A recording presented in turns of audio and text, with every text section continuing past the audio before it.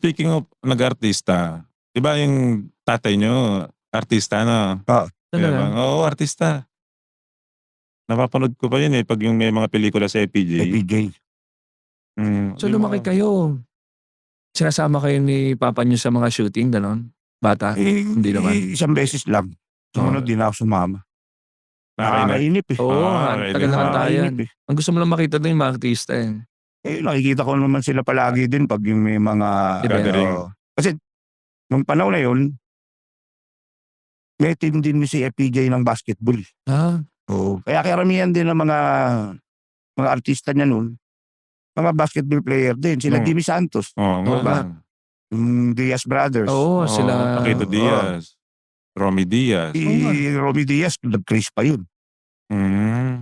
Di ka naman makukuha sa Chris Pao, di ka magaling. Oo. Saka yung father nyo, no? Ibang, Sa papa ko sa UST. oo.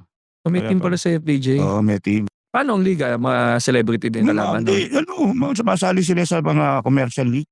Commercial league din Mga pala. Bible league. Hindi lang Nika. Mga amateur. Mga amateur na Competitive din. competitive din. Oo. Ba't ikaw ko ibang, hindi ka, di ba nag-retire ka? Hindi ka na mag-artista? Kasi may dugong artista ka eh. Hindi. Hindi ko talaga gustuhan. Medyo nakakainip din talaga kasi ang Nakakainip tagal na. ng antayan. Oo. Doon ka lang sa tent, nag-aantay ng call mo. Minsan pupuntahin ka alas 6 tapos alas 3 na papupuntahin sa set. Mga ganun eh. Oo. So meron talaga, kaya hanga din talaga ako sa artista kasi ibang klase. Eh nung araw, ang libangan mo lang, dyaryo. Wala pa internet nun. Oo, di ba? Nila pa Tapos ang Internet. Oo. Tapos para kwentuhan. Oo, Kwentuhan lang. O ya, baraha. Para, Mga pupusoy-pusoy, gano'n. sino mga artista yung nakita nyo sa set nung dila kayo? Hindi ko na maalala, pero ano yun eh. FPJ yan, talaga FPJ. FPJ. Ang tagal ka eh. Kasi inayos pa yung set. Ang tagal. Kwentuhan na ganyan. Tapos, nung nag-take, sandali lang yung take eh. Tapos, pahinga na naman na matagal dahil ayusin kasi na naman yung kakapulit. kabilang set. yun yung parang hindi mo na Mas nagustuhan gusto na. ko yung sa basketball. Kasi pag sa basketball, diba? Action agad. Action kagad eh. Tapos after, kainan, inuman. Diba? Ang saya eh. Oo, mabilis. Lalo na pag FPJ, talagang grabe yung pang pamorningan yung Yung party. Oo. The King. Kamusta naman siya sa FPJ? Nakasalamuhan niyo siya? Oo. Pogi talaga, no? Pogi. Oo. Mabait. Sobrang bait. Oo. Pag kung ano daw pagkain ng artista, yun din ang pagkain ng lahat ng production team. Nakakasuntukan nga yun sa yung tatay niya eh. Pag ano. Nakasuntok din ba siya kay FPJ? Hindi naman, hindi naman. Yung dito, kahit yung dito na eh. Sa eksena lang, nakasuntok din Siyempre, siya. diba? Kasi si FPJ, palagi naman bugbog sa umpisa. Oo, papabugbog mo wala. No? Ayun, saya nun. Tapos magbabawi na siya. Ayan na si FPJ, babawi na. Ayun ang gusto ng Pilipino eh. Yung medyo down pa tapos habol ka na. Inaapi-api. Oo. Tapos maghihigante. Oo. Tapos mananalo. Oo. May ganun bang moment sa Alaska? Na kalaan nila yung parang wala na kayo tapos inilaban niyo Oo, pa? maraming. Meron bang memorable na team na talagang kalaan nyo dehado na kayo dito sa serye tapos bilang na umasan? Ba, down 0-2. Meron. Hindi lang no, pati sa isang game, di ba? Minsan, malaki labang. Nahabol nyo. Mahabol mo. Tapos merong isang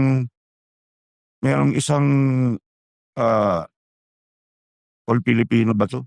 Simula kami 1-5, 1-6. Santalo na lang kami, out na kami.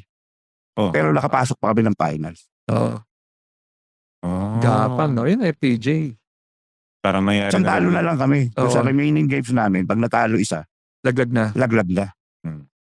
Tapos kayo pa yung nag-champion. Hindi, second finals round. okay. Pero umabot kami ng finals. Natalo kami game 7.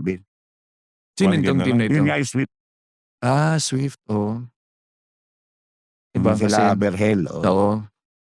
Swift ako nun eh. Kasi parang ano yan eh, Pure Foods. Hindi ka ba Pure Foods? Pure Foods parang naging Swift yun eh. Parang for a time parang Pareho mga players, mga players. Pareho lang kasi hotdog. Pareho lang hotdog. Parang hotdog, pero parang yung Sankist pala noon, hindi pa Swift. Sankist. Parang napunta ibang players kasi paano ko nila Al Solis. Al Solis Pure Foods. Napunta lang Parang players ng RFM yata yan eh, no? RFM. RFM.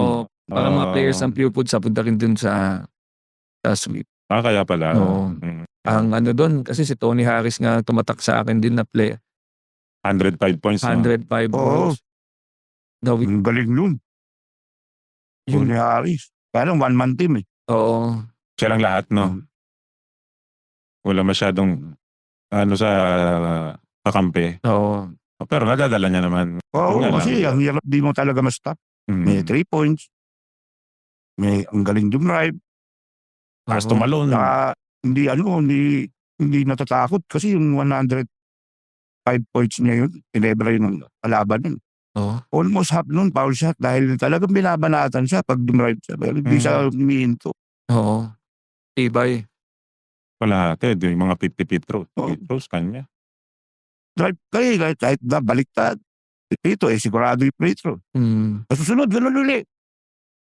Wala makastop. Makastop.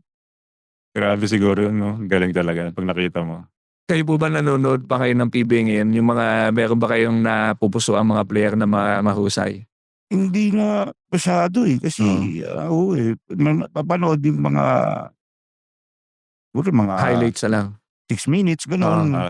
Sandali lang. Sandali lang. Hindi ako nakakabuo ng Ng game. game. Ako din, minsan highlights sa akin eh. Pag maganda sa YouTube. Pero meron ba kayong parang nakikita niyo yung laro niyo sa kanya na player? Ngayon, hindi ko maano, hindi kasi Hindi mo nagana pamilyar. Oo.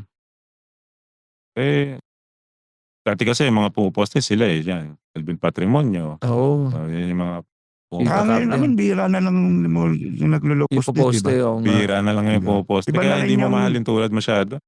Iba na rin ang laro eh. Kasi yun nga, iba yung ibang era, iba yung nag-iiba na yung laro. Nag-evolve na. Karamihan ngayon, puro, di ba, high screen, pick and roll, pick and pop, di ba?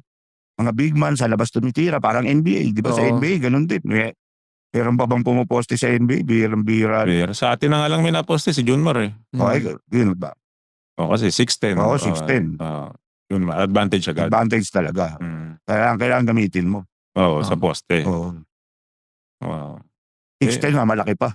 Oo, malapad. Malapad pa. Tumipihit eh. Saka May pivot, may tira sa perimeter. May tira sa perimeter. Wala Kaya ang kang galing kasi mapilit. nag-improve yung game ni Junmar eh. Kaya bawat conference para may bagong dagdag sa laro niya. Every year nag-improve siya eh. Oo. Yun yung nakikita ko sa kanya. Saka nakikinig kasi yung batang yun. Saka talaga, advantage na advantage sa Sa PBA. wala siyang matchup eh. Dati meron yung slaughter, di ba? Pero wala na rin. Tapos hindi rin, pero kahit pa paano, size-wise, Oo. makakatapat sa kanya. Pwede sanang pang matchup. Pang matchup. Oo nga. No. Ngayon, si Japit na lang yung pinakamalapit niyang kamatchup eh. Pero, 6'9". Paso sa timbang pa lang, lamang na si Junmar eh. Ang bigat ni Junmar. 270 yata ang timbang nun eh. Kaya ang hirap itulak din. No. Kapag nakatanggap na sa ilalim, wala na. Pag kayo ba na-assign na player na ang matchup mo isang Junmar, anong diskarte niyo sa kanya? di nga, kailangan Yung unahan mo na. na. Pero, applies to all pala. gawin eh. Mahirap gawin. Kasi nagyari na rin yung panahon namin, si Marlo, EJ. Di ba? Halos ganun din yun. Oo nga. Asi.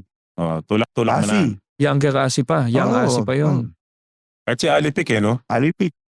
Lakas din sa ilalim nun eh. Grabe. Alipik. Alipik. 6'4" na. Nag-abot pa kayo, di ba? Actually, siya nga ang big man namin sa TNT eh, dati. At least, Siya yung bumabantay kay Junmar dati. Kaya nagko-complain ba siya? nagagalit siya pag dumobol ka. Gusto niya kanya Siya lang. Oo. Yun naman ang maganda kay Ali dati. Kay Alipik. Thank you for watching Balyahan with GB and RDO, powered by Sports Plus, the official gaming partner of the Philippine Olympic Committee. Kung nagustuhan mo ang napanood mo, here's some more videos. Huwag mo rin kalimutang mag-like, comment at subscribe para lagi kang first dibs sa bagong videos ng Balyahan.